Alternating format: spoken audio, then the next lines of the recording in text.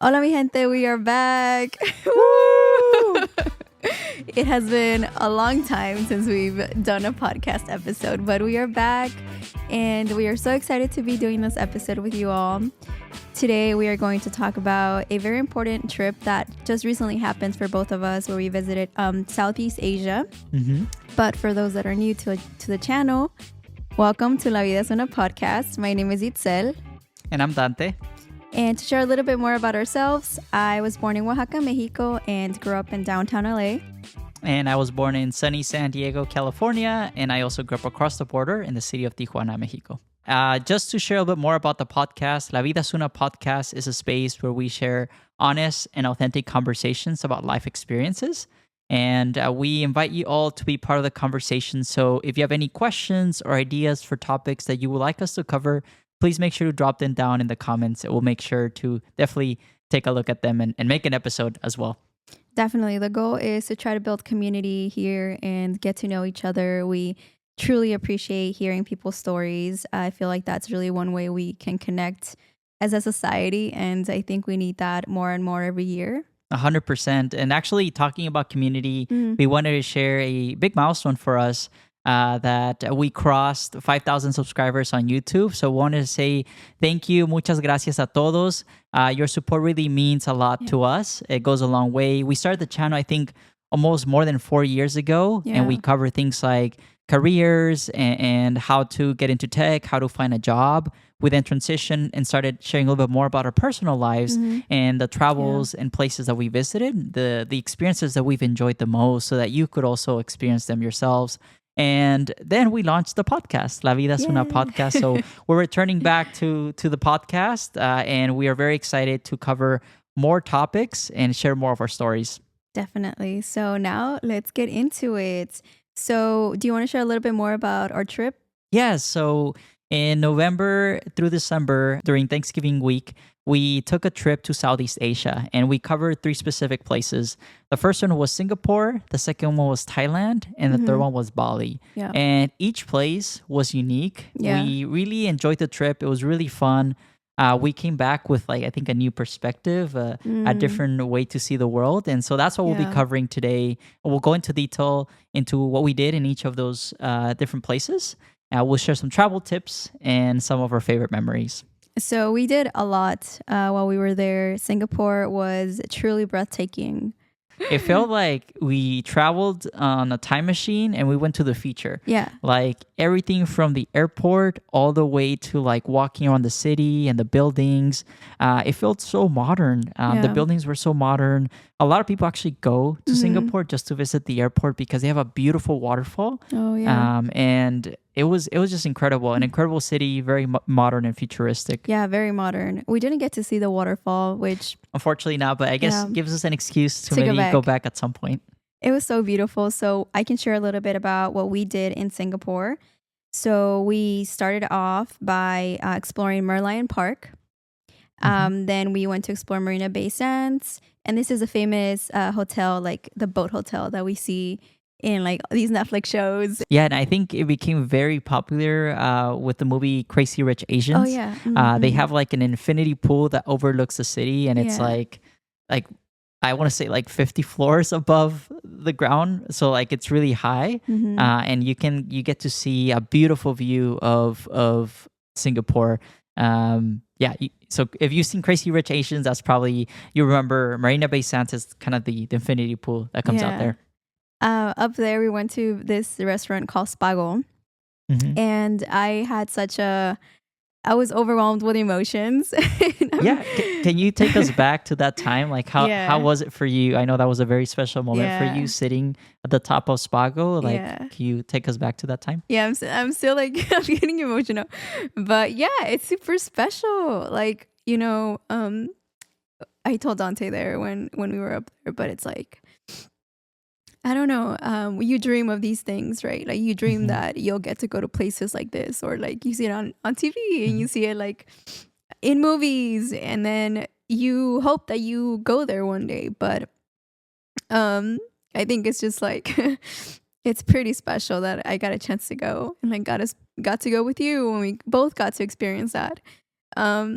yeah, just like thinking back, even there, like I told you, I came from It's like the family that I came from. My parents were not rich. We grew up, you know, in hard times. I think a lot of families can relate to that. Our families where we come from, you remember, all that's happened to you in that moment, and you are so grateful for the sacrifices your parents made, your grandparents made, because if it weren't for them, like, I wouldn't be able to go to that place. I Mhm. wouldn't be able to travel. I wouldn't be able to do all the things that I'm so fortunate to be doing now. But I think in that moment, just being in a pretty iconic place that, yeah, like I said, you dream that you get to go to these places, and then it actually happens. And then you get to see this beautiful view of like Singapore and the city, and you're in this like really fancy hotel. It was just a lot of gratitude, I think, that I was feeling, a lot of Mhm. uh yeah, just remembering, not only my path, but my mom's path, my grandparents' path, and seeing it all like um culminate in this experience that was pretty special for me.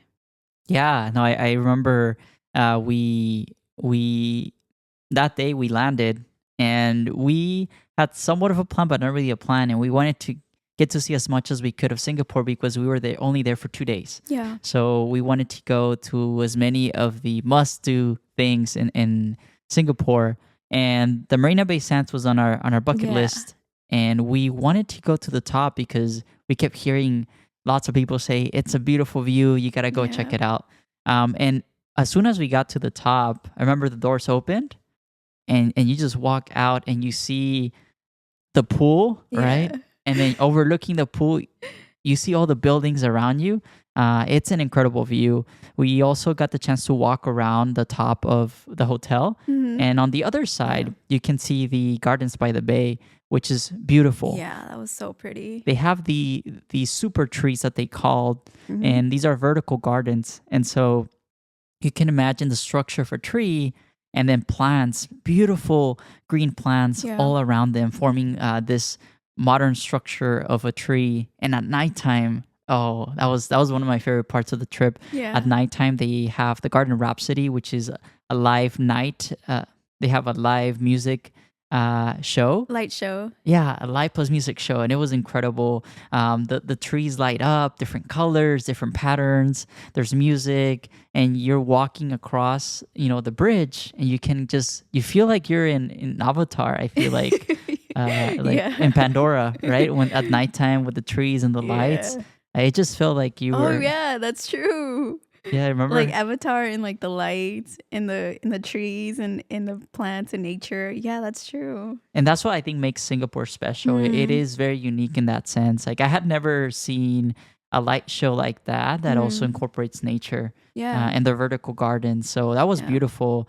And so on the other side of the Marina Bay Sands, you can see the Super Tree Grove. There you Mhm. also have a cloud forest, which is Mhm. one of the largest indoor rainforests.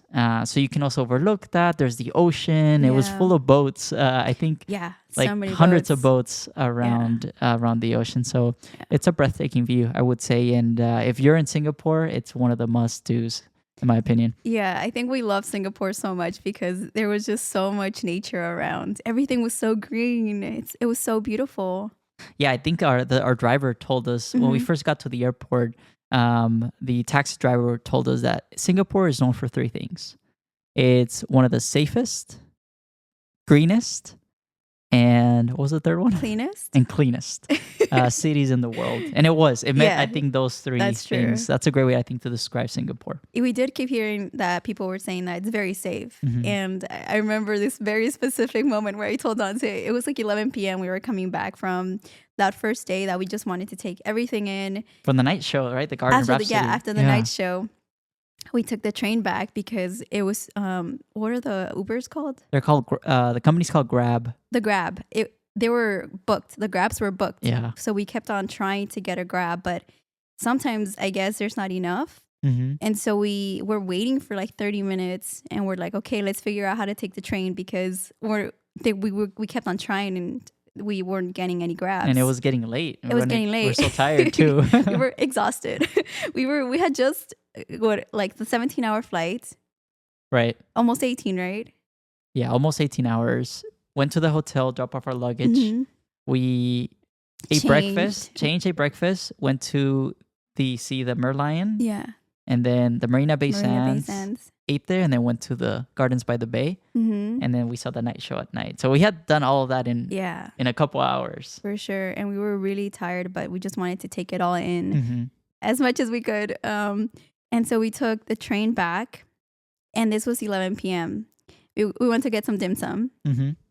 Because we love dim sum. Yeah. And then we went back to our hotel, which was a walking distance. But there was this little boy, like 7 years old, roller skating at 11 p.m. in Singapore. I'm like, how beautiful is that? Yeah. I've never roller skated at that time anywhere. So that's pretty special. Yeah, that was for sure what solidified. I'm like, wow, this is truly a safe place. Yeah, and I think one thing that we haven't talked about yet, but I think is one of the most amazing things about Singapore is the food. The hawker centers. So hawker centers are places where you can go and they have food from all cuisines, like local cuisines, but also I guess foreign cuisines. So we went to Lau Pa Sat. And they had food from everywhere, from Chinese food to Indian food. We found like a taco stand as well. Yeah. They had desserts, so boba, teas. They had everything in there that you wanted to eat, even Michelin star restaurants, or I guess food stalls. And so we ate really good for less than, I think both of us, we ate for like $10 or $11. Yeah. Drinks and food included. Yeah, we even asked the locals there if it was affordable for them. And they said that, that was an affordable place for them to eat at the hawker centers. If you're in Singapore, to definitely check out Lau Pa Sat. And that's, I think, one of the most beautiful things about Singapore is a multi-ethnic community. Singapore, I think the majority of the population are people from China, people who are Malay, which are the natives from Singapore, and then you also find a lot of Indian people, and they're all kind of living together as a community, which is beautiful to see and experience. For sure, I think that diversity of all these different communities living with each other, amongst each other, embracing each other's cultures was really, really beautiful to me. Yeah, and I think that's kind of when we think about the city of the future, I think it speaks to that too, like where everyone, from different backgrounds, different religions can come together and live in peace. Find a way to coexist with each other. Exactly. And the best part I would say is just the food. Like you get to try everything and the food is so yummy. I think that was one of my favorite parts of Singapore. Asian food. We both love it. Yeah. Yeah, boba, we had this really good like pancake looking thing that Dante found. That was after we ate. We were on our way out from Lau Pa Sat, and we found like these pancakes filled with, ours was like Nutella or chocolate. Hazelnut. It was kind of like Nutella. But it was so good. And that was $2, like $2. Yeah, that one was, super affordable. Dante loves desserts. Yes, I have a sweet tooth. So if you didn't know, now you know. So he'll always go looking for like something sweet right after he eats. Yeah. Even though I'm like, oh, I'm pretty full after that. He's like, no, I could use a dessert. Oh yeah, I love my sweets. So thanks to him. If you like sweets, comment down below. You're one of my people. Don't get me wrong, I love dessert too. You love dessert too. Sometimes like it doesn't fit anymore. Yeah. But he found that place and it was so good. Yeah. That's the thing. When you travel to these places, you don't have enough stomach to eat like the amount of amazing food that you find in these stalls. We tried other spots. I went to Little India and had Indian food. Yeah. There's Chinatown as well. And so there's such a variety of food. So I know people just go to Singapore and Southeast Asia just for the food.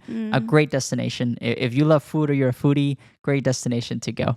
And then we also visited this area called Clarke Quay. Oh yeah, Clarke Quay, which is known, I think it's like a shopping mall next to a river. So you can actually take a night boat tour around kind of the city. I think one of the most iconic places to visit in Singapore, like you mentioned, is the Merlion. And quickly, the Merlion is the national symbol for Singapore. It's a mythical figure you can imagine that is has the body that's half of the lion and then half of a fish. So Singapore means the lion city, and their national symbol is the Merlion. So then another thing that we did in Singapore was visit the Singapore Botanical Garden. Mm-hmm. That was really beautiful. It rains a lot in Singapore and it's pretty humid too. Yeah. So that was something that was new to us. Like we're not used to being in humid, really hot areas, but I liked it. It was really nice. We went in November, so it was nice to get some of that warmth. Yeah, I think if you're traveling to Singapore, always carry like a raincoat jacket just because it rains like for 20-30 minutes and then the rain goes away. So the weather patterns can be a little bit Unpredictable. Yeah, that's right. Yeah. And so just always bring a raincoat jacket or an umbrella, and that will come in handy as you're walking around Singapore. That's true. Something our tour guide told us was that they don't trust the weather. What is it? The weather forecast? That's right. Because it's so unpredictable. Like they'll say it's sunny and then it rains, or they'll say it's raining and it doesn't rain all day. So yeah, I think the first day we got there, I think I want to say it rained like 2-3 times throughout the day. Yeah. The good thing is like during those times we're eating or doing or walking around, the shopping center, so we're okay. And so you'll always find something to do in Singapore. I think there's lots to do. Yeah, there's so much to do. Then we also visited one of Singapore's oldest temples in Chinatown, called Thiang Ha Keng Temple. Yes. Yeah, that was really cool getting to see the temples inside. Oh, one of the things that our tour guide told us was, and we see this advice a lot, when you go to temples, if you're wearing shorts or you're wearing short sleeved, you're showing like your shoulders or your legs maybe. Yeah, your legs. Then you have to wear something to cover you up. Or what I did is like I took a sweater or a jacket, and then I made sure to wear like pants or jeans, not like short shorts or shorts above the knee, because they won't let you into these temples unless you're covered up. And some temples will give you that cover up, but not all of them. Yeah, so that's a good tip if you're planning to visit some of the temples. Another thing too is, out of respect, some people, you have to take off your shoes. So that's another thing. If you're visiting temples, take off your shoes. They have a place where you can place them, and then you can go walk right in and check out the temple. I wore sandals, but I made sure to take like an extra pair of socks just to put them on when going into the temples. Yeah, that's a good tip. Yeah.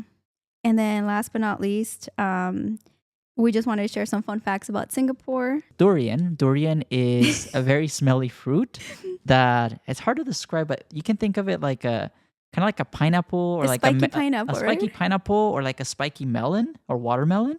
And when you open it, it's yellow inside, but it's supposed to be very smelly. And so they prohibit people from bringing durians into trains. So if you're using the metro and you bring a durian, you can get fined. Also in hotels. Yeah. I was just like, be careful. Poor durians. Like, what do they do? They're prohibited everywhere. Yeah, it's just a fruit. Yeah. But maybe I guess that's part of how they keep the train stations clean and not smelling bad. We get it. It's just like, that was so interesting because we've never seen like signs prohibiting fruits. Yeah. I get it. We get it. But that was a funny thing. Funny, yeah.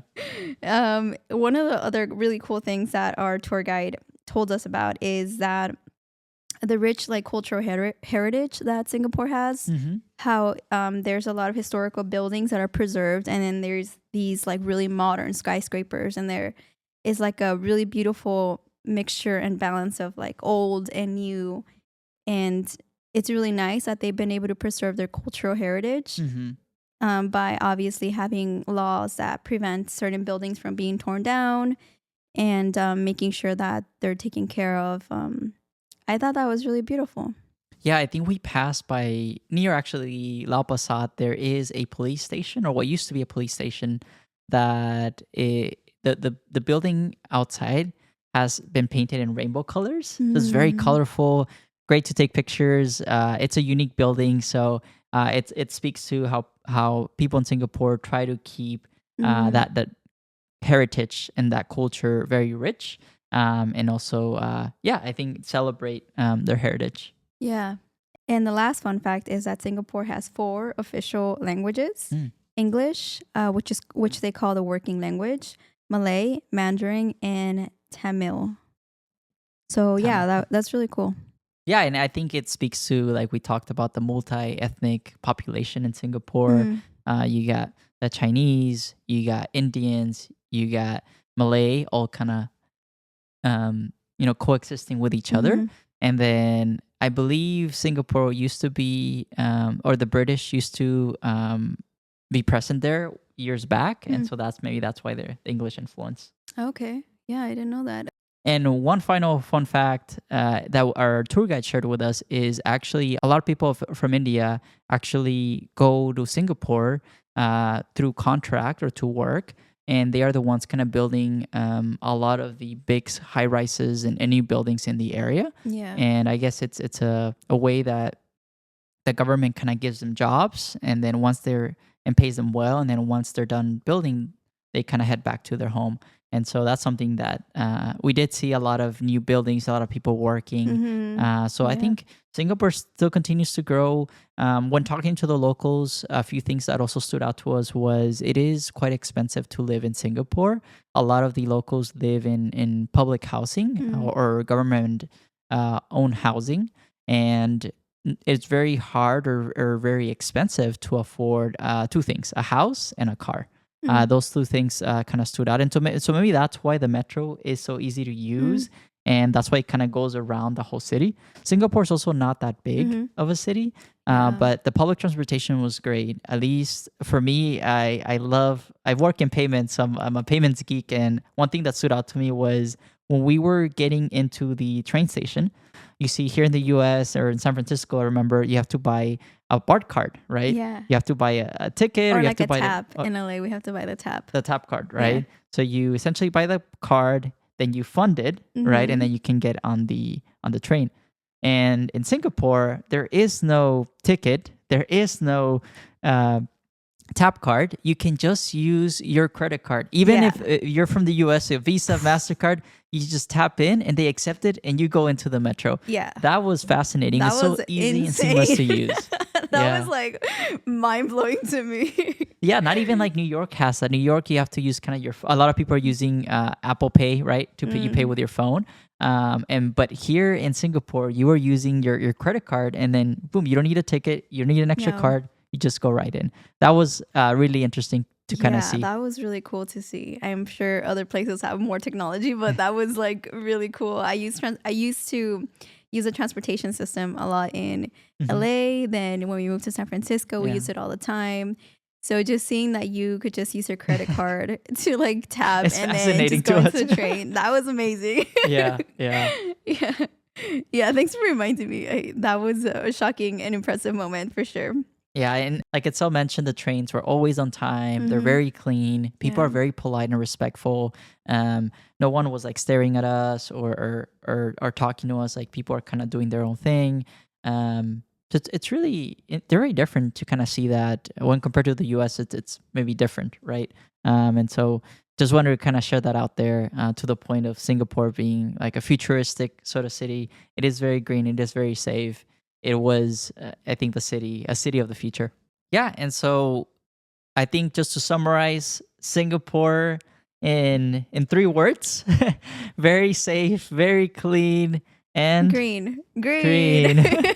And it's just like a city of the future. So if Yeah. you're planning to go to Singapore, I would say like you can Mm. do mostly everything in 2 to 3 days like we did. Yeah. It'll be rushed, but you'll see everything.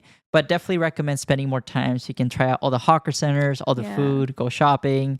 There's even Sentosa Island, which is where a lot of the locals Mhm. go, and they have like Universal Studios, theme Mm. parks, beaches, Mhm. even pools that you can go and relax. So that's kind of Mhm. their island for relaxation. So that's Yeah. another place to go check out.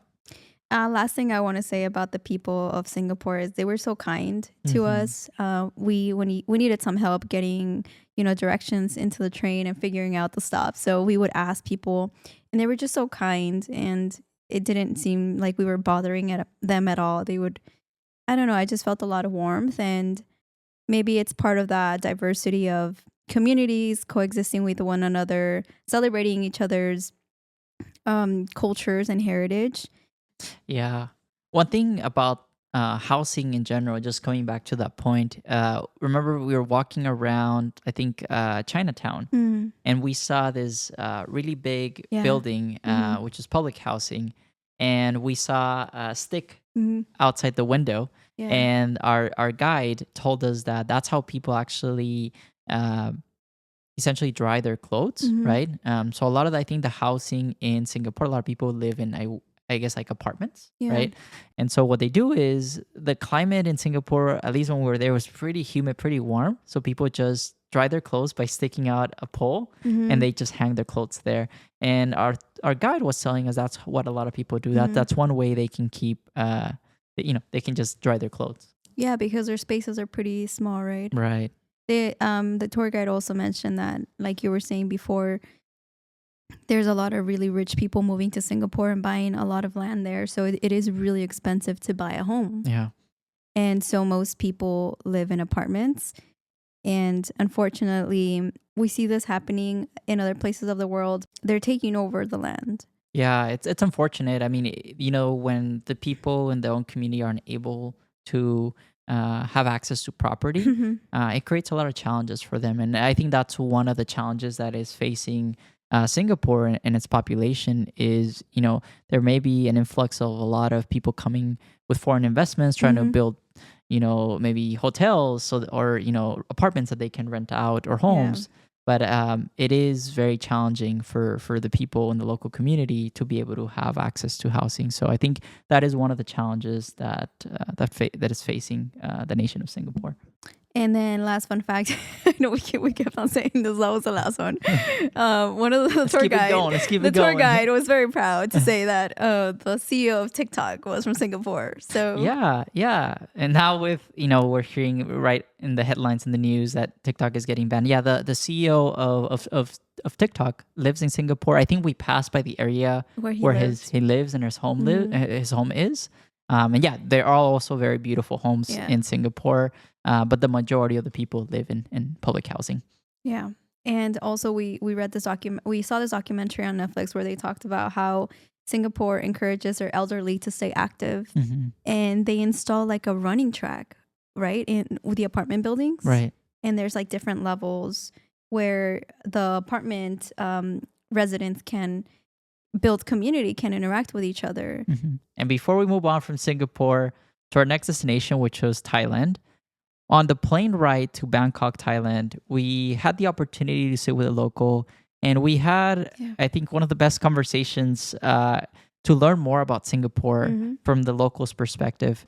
One thing that really fascinated me was when she started telling us about recreational hubs. Mm. And I'm going to do more research on this, but one thing that's happening in Singapore that she shared was they have a large elderly population. And so these recreational hubs, what they are is multi-story buildings Mm. where people can do everything from entertainment to grocery shopping to exercising. And they have an activity for each sort of age group. So like they do have like running or walking tracks for the elderly. They also have like a movie theater for the elderly. They have a swimming pool for parents and their kids to go. They have different sort of sports complexes like playing basketball or volleyball that people can use, and they're all on the same building. So like one floor is to go get your grocery shopping, another floor might be for like entertainment, so going to see a movie, Yeah. and then another floor is to exercise. So around each community, each public housing community, you can just go to a recreational hub, and it's affordable. I think the lady was telling us it's like $2 to maybe like $1 to go to the swimming pool or to access the gym, so it's affordable. People can just go to exercise, and they can also go eat something, and they'll go watch a movie. So Yeah. they have all of these things for the whole family to do, from the elderly all the way to the kids. Yeah, I thought that was really cool. One of the things that it also aims to do is to build that community. And as we get older, we notice that the quality of relationships that you have is really important to Right. not feeling alone, and not really, staying in that loneliness, because it can be really detrimental to our health. So the purpose of that is not only to stay active and stay healthy, but also to build that community of Right. people that can, take care of you, look out after you. Yeah, I think that's something that I feel we're missing here in the US. You have to be actively seeking that community, building that community, because otherwise there's no like what I learned this term through my friend Alex. Mm-hmm. She told me that there's third spaces, right? These places where people can gather and just, talk to each other, people that don't know, strangers, like plazas in Mexico, or like Mm-hmm. plazas in Puerto Rico that we went to, and just get to see other people, bonding and, just engaging in conversations. And we don't really have a lot of that. Maybe malls were at some point like those third spaces where we would all go and kind of hang out and see who was there, and then we would talk to them. But I do feel like we're missing that here in the US. Yeah, and when you say malls, I feel like that's very sort of capitalistic or consumer, point of view. I think the U.S. pushes a lot consumerism, but I think Consumer-centric spaces. yeah, I think I really liked how I think in Singapore things like hawker centers, it's food that brings people together, and it's food from all over types of cuisines, right? I think it's beautiful to see that people coming together, grabbing a meal, and then potentially meeting a new Yeah. friend there. Yeah, I mean that was a really interesting thing or concept when you think about recreational hubs that I don't think we've seen or heard Yeah. here in the U.S. And so it's really cool to see how people in Singapore are innovating, are thinking Yeah. about these challenges that are affecting a lot of people Mhm. and finding creative ways and solutions to address them. So For with sure. that, we are going to wrap up this episode. We hope you enjoyed learning a little bit more about Singapore and our experience traveling Yeah. there.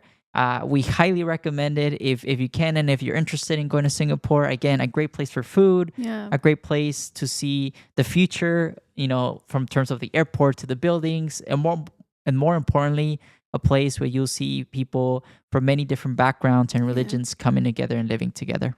And so what would you say was one of the most memorable moments for you Yeah. when you were in Singapore? I really liked going to La Pasad, trying all the different foods. I loved that experience for sure. Mm-hmm. Being surrounded by so much variety in one space was truly a dream. That was really cool. And if y'all want to check out La Pasad or our experience in Singapore, we made several videos Yes. about our trip to Singapore, where Mhm. you can actually see what we ate, see that pancake that we mentioned with Yeah, Nutella That's inside, true. and us enjoying it. That Yeah. was one of the best, I would say, desserts I've eaten. You can also see when we travel to the Marina Bay Sands, Mhm. In the uh, Merlion. Merlion, see the night music show, the Mhm. Garden Rhapsody. Yeah. Definitely check that out. Yeah, and one thing we did not talk a lot about today was the Cloud Forest. This is in Gardens by the Bay. So Gardens Mhm. by the Bay is like futuristic gardens. You go there and there's so much to walk around. You'll see the Super Tree Grove, which are the vertical gardens that we talk about, and there's a music and light show at 7. I think at 8:30 p.m. there's 2 shows. There's a bridge you can walk across at night, and you see the Marina Bay Sands Hotel as a backdrop. Yeah. You can also go into the Cloud Forest, which is an indoor rainforest. So think about like a cloud building, Yeah. right? Where there's bridges, you can walk around, and you're surrounded by hundreds, if not thousands, of species of plants. And they're so beautiful. Orchids to trees to every single plant you could imagine is just beautiful to be in there. Yeah. It's so green. But one of the most amazing things, you want to tell me about the waterfall? It was a 35-meter indoor waterfall. That was so impressive. As soon as we got there, as soon as they opened the doors, you see this huge waterfall, and you're Yeah. just like, wow, this is really amazing. And it was really chilly too. It's cold in there, but it's a beautiful sight to see. You can take lots of pictures, Yeah. walk around, and see thousands of plants and trees. The falls, the waterfall. I think waterfalls. it's, if not the largest or one of Second largest, maybe the largest or the second largest indoor indoor waterfall in the world. Right. Yeah, it's impressive to Yeah, it see. is Just really look impressive. up, and it's huge, and then you can walk around and get close to the top, and you can kind of see the water going Yeah. down. Pretty impressive. we spent, I would say, 2 hours or 2 hours 2 hours. and a half. And there's so much to see. It's definitely a little bit tiring, but there's so much to see, and we highly recommend it. I love Singapore. I really really loved it. I want to go back there again because we just did not Let's go. we did not see all of it for sure. We were there for 2 days, but I feel like we would have been if we had stayed for like 4 days, maybe we would have really truly seen Everything. everything or most of it. There's also a lot of hawker centers that we didn't get a chance to go to, and there's just so many experiences to do in Singapore and so much food to eat. So yeah, I feel so grateful to have gotten the opportunity to go Yeah, and likewise. experience that. We walked at night too, and this was during like the holiday season, so there were Christmas trees, and there were a lot of people, and we went through the Marina Bay Sands shops. My God, it was so packed. It was so packed. I mean, malls are pretty packed here too, but that was like really busy. But it was truly beautiful seeing inside the Marina Bay Sands shop. They have this, I think it's kind of like Las Vegas also has Like the the water. Venice canals. Yeah, the Yeah. Venice canals, and then you can get on this little boat that takes you through the mall. Yeah. That was cool. So yeah, I just again really happy to have visited Singapore. It was so beautiful, and I want to go back again with my family. Yeah, I think the beauty of travel is that for us, we definitely enjoyed all the sightseeing and meeting people. Yeah. But most importantly, it helped us shape our perspective and our worldview. I think coming back, we kept thinking about, and that's why we wanted to come back to the podcast to share our Yes. reflections and our learnings. Like you start to compare the US, living here versus living in Singapore, living in Thailand, living in Mexico. And I think that's the beauty and the Yeah. gift of travel is that it allows you to change your perspective, right? And for us, I think gratitude is the right feeling as well for me. I met and saw so many people that had less than us, and they were so happy, right? I think sometimes here it feels that we constantly need to be consuming, whether it's content or whether it's shopping, or we have to be working all the time. But by leaving the U.S. bubble, we got the privilege and the opportunity to see how people in other countries live. Same thing with the news, right? I think here in the U.S., you're constantly hearing so much news about the U.S., but when you're abroad, you barely hear, those people talking about news in their country. Like people are happy, people are going by their day, people are so grateful, and I think that is what stood out to me about this trip is to be so grateful for everything that we have, and also to sometimes maybe challenge the status quo in the US, right? Always think outside the box, push the boundaries, be creative. Just because things here may be one way doesn't mean the way that they need to be. And yeah, don't be afraid to challenge the status quo. I think that's kind of what stood out for me for this trip. And yeah, definitely really enjoyed it and really grateful that we got the chance to go to Southeast Asia. Definitely. So one of the lessons that I learned from traveling abroad and traveling to Singapore was how adaptable we are as humans. Before leaving, I was pretty scared. I was also really excited, but flying for 17 hours can seem a little scary. So, and also just not knowing what it's going to be like. You can see it on videos, on TV, but actually being there and then also trying to navigate a city that you don't know is also a little bit scary. I told Dante, it feels like, you get a little bit of a taste of what it's like to be an immigrant in these places.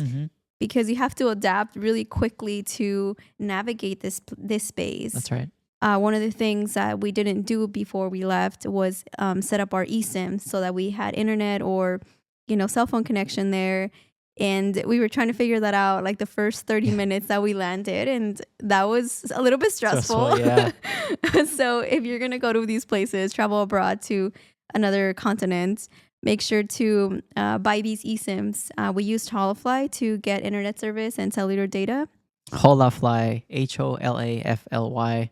We're not sponsored by Holafly, but it definitely came in handy when we were in Southeast Asia. Came in clutch. So if Holafly, if you're listening to this podcast, we're not sponsored yet, but if you wanna, but send us a message and we're happy to chat. Yeah, that was really useful. Now having internet connection. But anyway, I just learned that we're really adaptable as humans.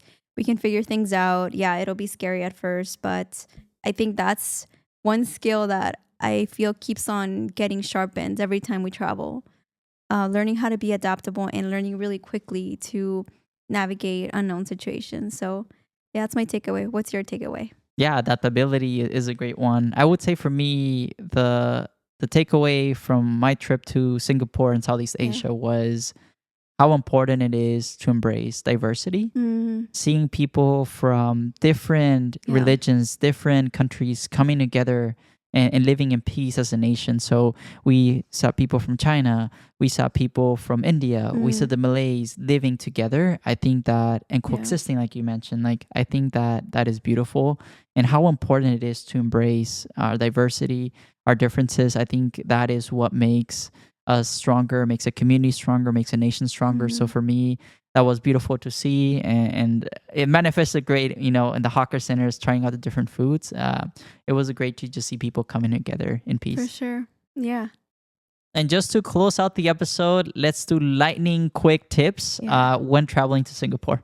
So I would recommend you use the transportation system. It's pretty easy to use. I would also recommend you set up your eSIM before you get to Singapore. Nice.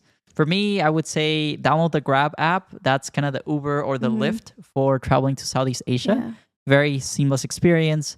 I would say number 2, you must eat at a hawker center. So I would say our favorite one was La Passat, but there's many others, so go check them out. And then number 3, a lot of people actually speak English in Singapore. So you won't have much of a challenge. If you ask for help, people are very kind, very caring. So they'll definitely help you out. So definitely don't be afraid of asking questions, asking for help. I have another one. Yeah. I would recommend you take an umbrella because it does get really hot. And if you're walking for a long time, like we were, having that umbrella really helped. And take light clothing because it is really hot and humid. So having something light will allow you to keep going for the rest of the day. So I love that. And for us, we always bring like a little backpack, and that's where you can bring your umbrella, your sweater, your jacket in case it starts raining.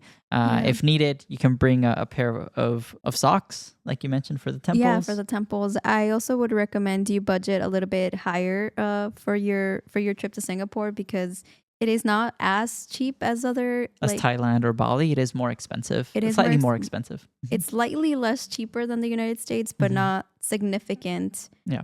So I feel like that was maybe one of the most expensive places In Southeast Asia. that we visited during this trip.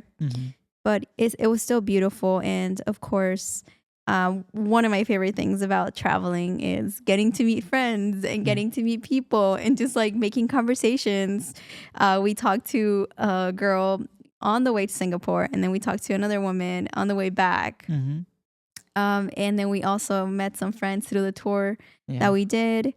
And we just love talking to people, getting to know them. And I think they also enjoy just getting to talk to other people from like other countries. Yeah, and I think that speaks to the lessons learned for us, being adaptable, embracing diversity. I think the people that you meet, wherever you travel to, you're gonna meet great people. For us, it's funny, like you travel 17 hours to see what people on the other side of the world live like, and we share a lot of similarities, right? You get to meet a lot of people also traveling from other countries. Yeah. Shout out to our group we met people from Argentina, we met people from Guatemala, we met people From Mexico. Yeah. We met someone that also worked at a previous company I worked on the fly there, and she was sharing us tips and advice for Singapore. So the world is a small place, right? If you travel 17 hours, 30 hours across the globe, you are going to meet people like you who share your passions, who will share your interests, who want to have a good conversation with you. And I think that's what La Vida Es Una is all about, is about having authentic and honest conversations with people around you and to build community. So we really hope you enjoyed this episode. Yes. And if you go to Singapore, definitely check out some of the stuff that we did. If you want to learn more about Singapore, again, check out our videos, and you'll be right there joining the conversation with us, eating at a hawker center, walking around the Marina Bay Sands with us. So we really hope you enjoy those as well. Thank you so much for tuning in. Thank you for listening to our conversation. Muchas gracias, mi gente, for tuning in to La Vida Es Una Podcast. We hope you enjoyed our stories from Singapore. In the next episode, we are planning to talk about what we did in Thailand. And let us know what you thought about this episode, what you enjoyed, what stood out to you, if our key takeaways resonated with you. We love to hear from you and your feedback. So please drop a comment and let us know what you thought about the episode. Also, feel free to share with your friends and family. That goes a long way for us to continue sharing stories, inviting people to our podcast. So let us know what you think and share it with your friends and family, please. If you have any questions about our travel trips, please leave a comment down below and we'll make sure to answer them. Until next time, take care of yourself and each other. Keep growing. Keep exploring. And keep being authentically you. Hasta luego, mi gente. Hasta luego. Thank you for tuning in. Until next time. All right. You can see my socks.